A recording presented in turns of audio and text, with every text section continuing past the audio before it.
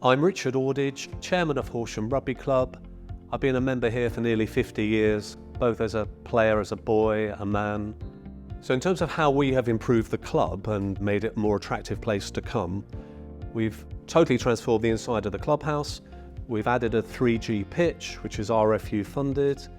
We have added a new change room block, and last year added 2 additional changing rooms to cope with the increased demand in the women's game.